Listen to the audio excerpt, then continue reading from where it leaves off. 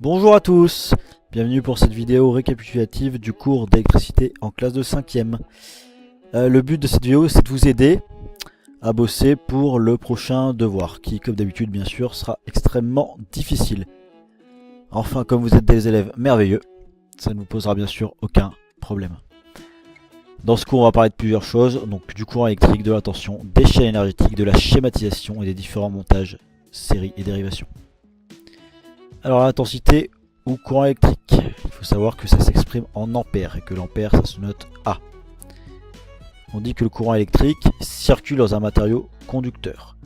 Le courant, c'est donc deux petites particules qui se déplacent à l'intérieur d'un matériau conducteur, comme par exemple un fil de cuivre. Ici vous avez donc un schéma avec donc une pile, une dalle et une résistance, et surtout j'ai schématisé donc le courant. On schématise par des petites flèches. Le courant, je vous le rappelle, va du plus vers le moins du générateur ou de la pile. La tension s'exprime en volts. Okay, la tension ne circule pas, elle se mesure entre deux points d'un circuit ou entre deux bornes d'un composant. Si par exemple, je prends un circuit, je prends deux points, notés plus et moins.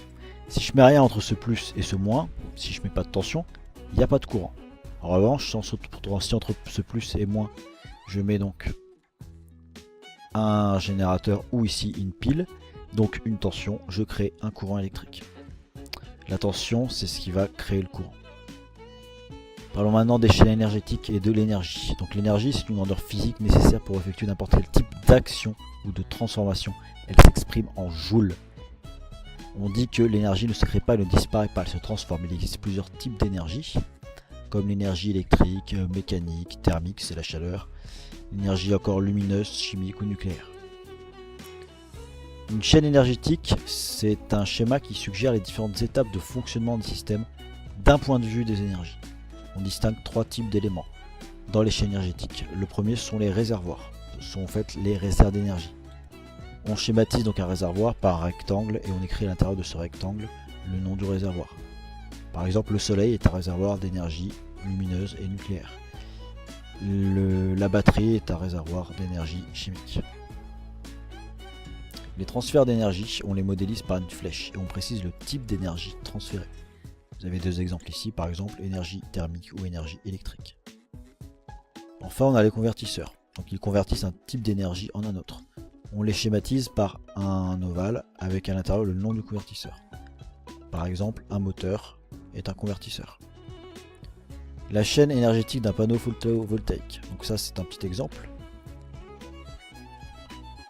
Donc la chaîne énergétique d'un panneau photovoltaïque, elle est constituée donc à gauche vous avez le réservoir, le soleil, qui transfère de l'énergie lumineuse jusqu'au panneau photovoltaïque.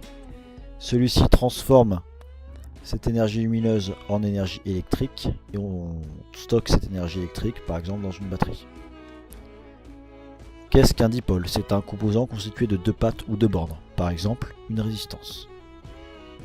Qu'est-ce qui n'est pas un dipôle? Vous en avez un exemple ici, mais il y en a plein d'autres. C'est ici ce qu'on appelle un microcontrôleur, en quelque sorte le cœur d'un ordinateur, qui n'a pas de pôles ou de bornes ou de pattes, mais ici plus de 40. Vous devez connaître la schématisation des différents dipôles. Vous avez à gauche le générateur, n'oubliez pas le plus et le moins, c'est important. La pile, pareil, n'oubliez pas le plus et le moins. La diode, ici diode standard. En dessous le générateur, vous avez la lampe, puis le moteur, puis la diode électroluminescente qu'on appelle souvent la DEL. En bas, vous avez les interrupteurs ouverts et fermés. Et enfin, la résistance. N'hésitez pas à mettre en pause la vidéo et à reschématiser, redessiner quelques fois ces schémas de composants électriques. Il faut les connaître.